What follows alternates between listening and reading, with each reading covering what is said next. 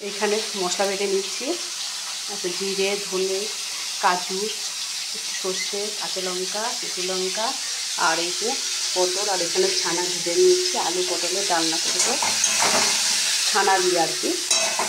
অনেকটাই দেরি হয়ে গেছে, রিম্পি আছে, আবার তাড়াহুড়ো করে করছি, রিম্পি রান্না করছি। আর বলে দিচ্ছি এখানে আছে কুমড়ো ভাজা করবো, এই ব্যাটার দিয়ে নিয়েছি, এখানে ব্যাটার দিয়ে কুমড়ো ভাজা করবো। সকালবেলা এইগুলো হয়ে গেছে, এই যে কলাইয়ের ডাল ভাড়ালি দিয়ে, মানে যেটাকে আর থোর বলে আর কি, আর ভাত হয়ে গেছে। আছে শাক ভাজা, এই যে মশলা বাটা হয়ে গেছে, একটু আদাও দিয়ে দিচ্ছি, যেহেতু আজকে মঙ্গলবার আমাদের নিরামিষ সেই জন্য। আর যেহেতু মধ্যে কাঁচা লঙ্কা, শুকনো লঙ্কা সবই দিয়ে দিয়েছি, তাহলে আমি আর কোনো মানে গরম মশলা ব্যবহার করবো না, শুধু হলুদ গুঁড়ো আর একটু কাশ্মীরি লঙ্কা কালারের জন্য। আর যেহেতু এটা নিরামিষ তো ওই জন্য একটু অত রিচ ভালো লাগবে না। রান্না তো ছানা তরকারিটা একটুখানি এরকমই ভালো লাগে, একটু বাটা মশলা দিয়ে খেতে ভালো লাগে।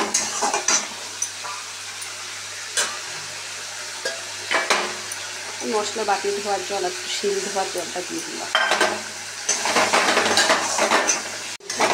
পটল দিয়ে ভালো করে কষিয়ে নিলাম, একটু হলুদ গুঁড়ো আর একটু কাশ্মীরি লঙ্কা দিয়ে দিয়েছি, আর একটু নুন স্বাদ অনুযায়ী। কড়াটা আবার ভীষণ নাড়াচাড়া হয়ে যাচ্ছে, একটু সোজা করে নিতে।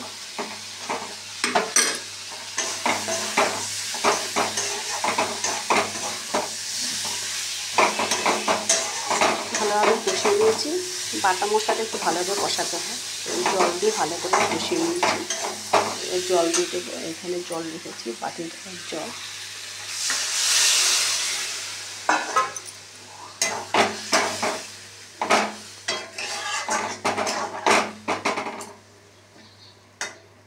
এই যে আলু পটলের ডালনাটা হয়ে গেছে, কালারটা ভালো এসছে না, এই যে ছানাগুলো দিয়ে দিচ্ছি। মাঝে মধ্যে ছানা খাওয়া ভালো কিন্তু, তাই না? এমনি খেলে তো খুবই ভালো, এরকম করে বাচ্চাদেরকে খাওয়ানো যেতে পারে।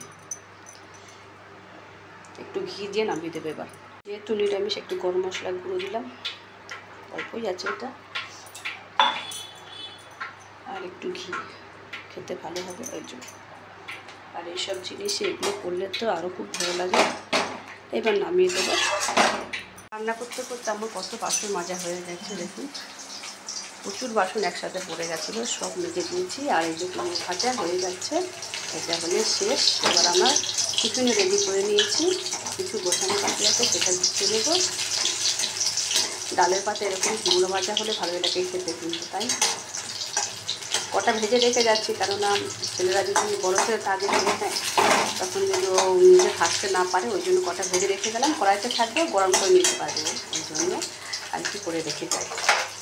আমার টিফিন বেড়ে নিয়েছি, এর সাথে নিয়ে নেবো যে কাসুন্দি, এটা হচ্ছে মা বানিয়েছে ঘরের তৈরি কাসুন্দি, এটা শাকের সাথে দেখতে ভালো লাগে। আর এই যে আমের জেলি আচার, এটাও মা বানিয়েছে, এটা টিফিনে নিয়ে যাচ্ছি, কেননা খাবার শেষে না একটুখানি খেতে ইচ্ছে করে, ওই জন্য আর কি গুছিয়ে নিয়ে নিয়েছি। আর এই যে দুটো কুমড়ো ভাজা নিয়ে নিলাম, কাসুন্দিও নিয়ে নিয়েছি। তো আমার এরকম নিরামিষ খাবার হলে খুব ভালো লাগে। তো ভিডিওটা কেমন লাগলো অবশ্যই জানাতে বলবেন না। সবাইকে শুভ দুপুরে অনেক অনেক শুভকামনা রইল। আর আমি এরকম বক্স নিয়ে যাই কেন বলুন তো, আমার মানে খেতে ভালো লাগে এরকম করে, তো ওই জন্য একবারে একসাথে বাটিগুলো নিলে খেতে পারি না, ওই জন্য। তো ভিডিওটা কেমন লাগবে জানাতে ভুলবেন না। আর আপনারা ভালো থাকবেন, সুস্থ থাকবেন, সবাইকে শুভ দুপুরে অনেক অনেক শুভেচ্ছা জানাচ্ছি।